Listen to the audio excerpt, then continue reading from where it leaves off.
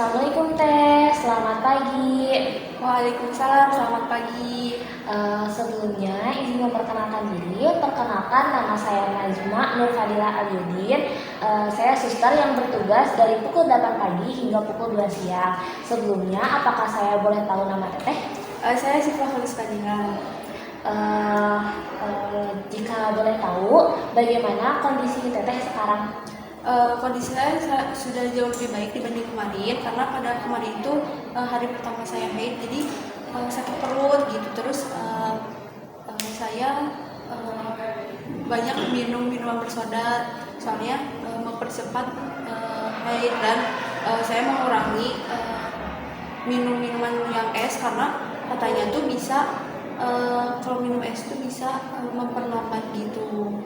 Oh, baik, Teteh. Nah, di sini saya akan memberitahu mitos dan solusi saat haid, dan mitos ini tuh berhubungan dengan kondisi Teteh yang alami. Mungkin saya akan memakan waktu Teteh sebanyak 15-20 menit. Apakah Teteh bersedia? Iya, saya bersedia. Baik.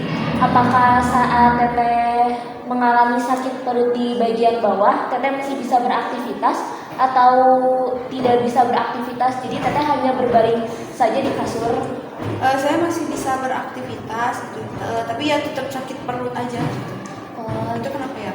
Iya, jadi gini Teh, sakit perut yang Teteh alami terjadi akibat berkontraksinya otot rahim dengan kuat. Nah, rasa nyeri biasa muncul di perut bagian bawah dan terkadang menjalar hingga ke punggung bawah dan juga bisa sampai ke paha Teh, seperti itu.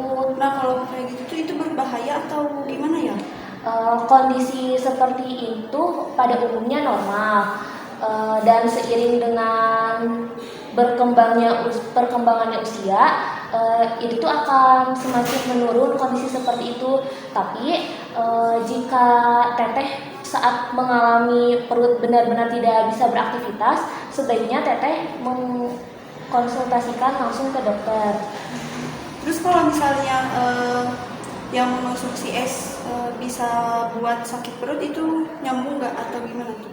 Untuk perihal itu tidak ada salahnya makan atau minum es. Jadi Teteh mau mengonsumsi es juga itu tidak salah, karena itu tuh sama sekali nggak ada hubungannya. Apalagi banyak mitos yang di sana bilang kalau misalnya mengonsumsi es itu bisa membuat darah menjadi beku ataupun sakit. Itu tuh nggak ada hubungannya sama sekali Teh, seperti itu.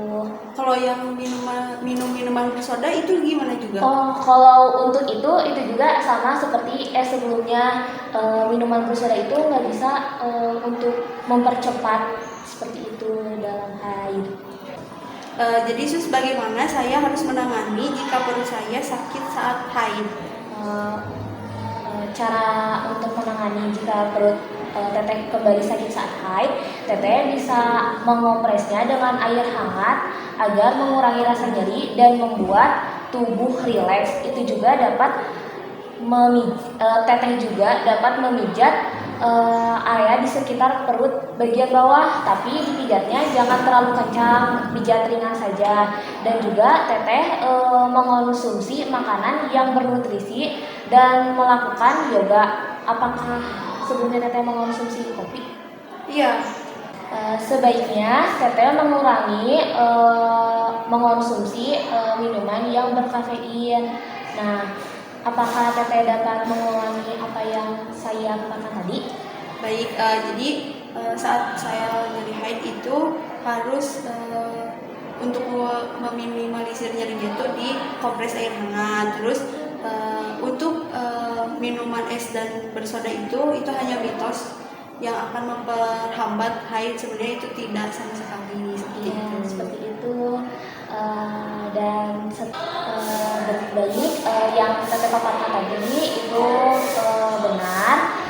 Jika Teteh masih merasakan sakit dalam waktu 1 hingga 2 hari setelah hari pertama haid, Teteh bisa menghubungi saya.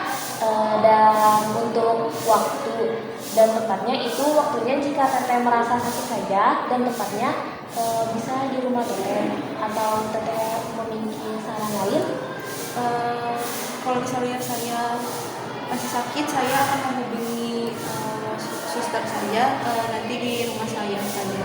Setelah teteh mendapatkan paparan dan informasi dari saya, bagaimana kondisi teteh sekarang?